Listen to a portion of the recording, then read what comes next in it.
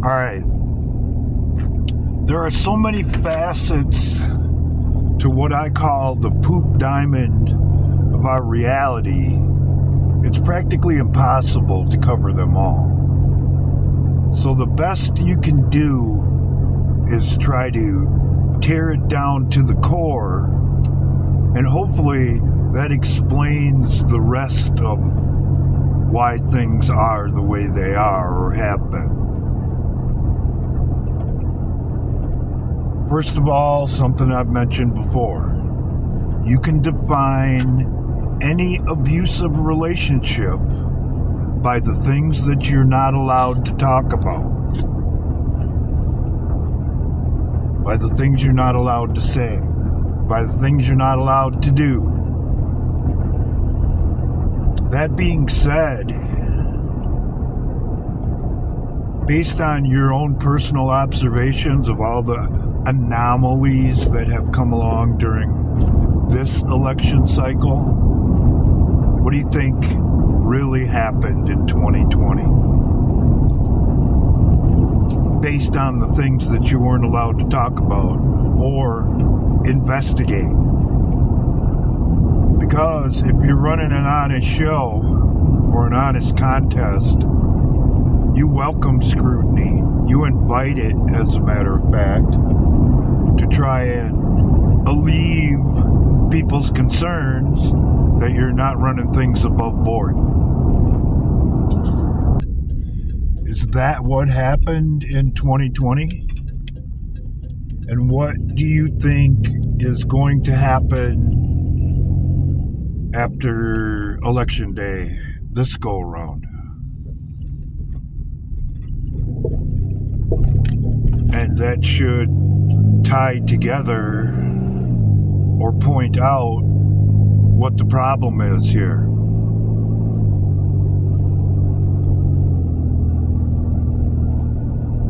Not that there aren't plenty of other things to concern ourselves with along the way, but there's two key elements here that people tend to overlook for some reason, and I've never quite understood why. The very concept of what is called the New World Order is treasonous to our Constitution. And if you're working behind the scenes within our government to implement what's called the New World Order, that's high treason against our Constitution. And there's only one remedy, according to the Constitution, for high treason. That's death. And it would be a serious motivator for you to stay in power, regain power, destroy the very person that's trying to bring the country back to the Constitution, and so forth and so on. I could cite all the examples, but by now, it should be pretty damn obvious why a lot of the things that happened during Trump's term in office happened. It's not that they hate the guy, which they do, by the way. It's they're afraid of him and what he represents. If he truly does represent our Constitution, they got a problem. A serious problem. The second key element that nobody wants to talk about or examine, yet everyone should, even though it's uncomfortable and unsightly and seemly, is how the children tie into all of this. This Diddy thing is blowing up big time. And if you don't understand how a criminal organization keeps their members in line, then you got a problem. You're probably not going to see it. But part of the mob's standard practice, and a lot of gangs run this way too. You have to do the deed, be it whatever is prescribed to reach the level that you want to reach in order to be in their club. I would refer you to Anthony Weiner's laptop, Hunter Biden's laptop, and some of the things that came out that were supposedly on that laptop.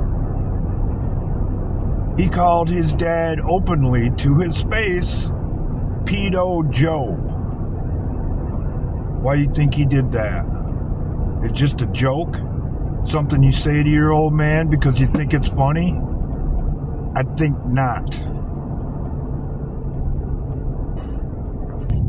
In order to get to the point where talking to your parent in that manner becomes a regular thing, you have to have quite the messed up relationship. And things have had to go on along the way in order for you to get there.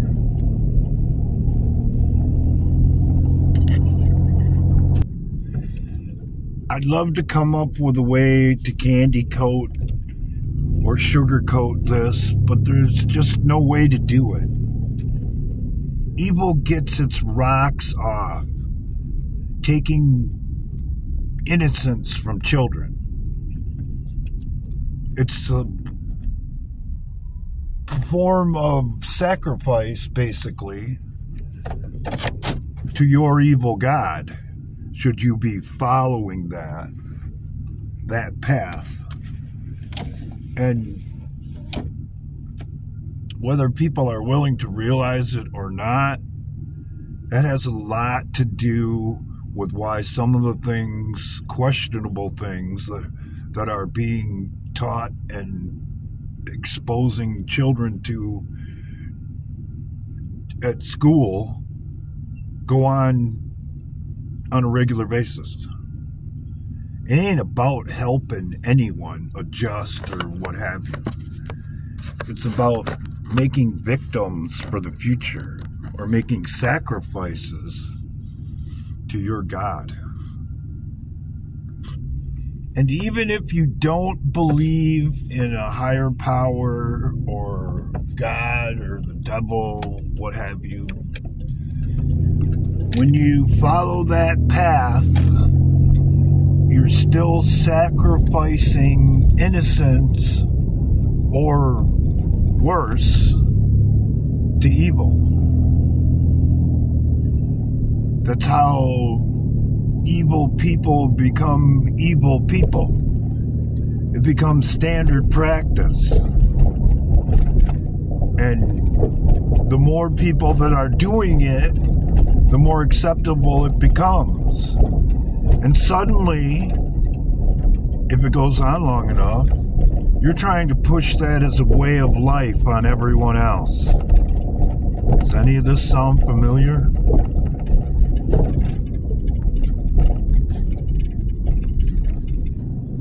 They're not looking out for the little guy. They're making new victims. And along the way, and this is the part that really irritates the shit out of me, they are getting people to go along with them as they preach hatred for the very person that could, in the end, expose the evil and liberate children. Forget about ourselves, because we have no future as a race or a country if we don't take care of our children. If we don't have them do healthy things.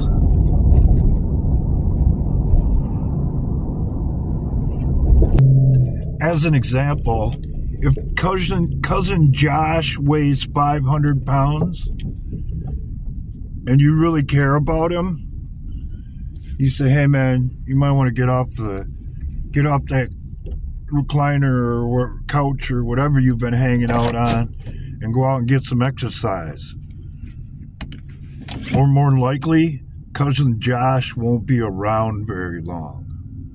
But they want to play it off like you're being disrespectful and hurtful for trying to do the right thing by Cousin Josh,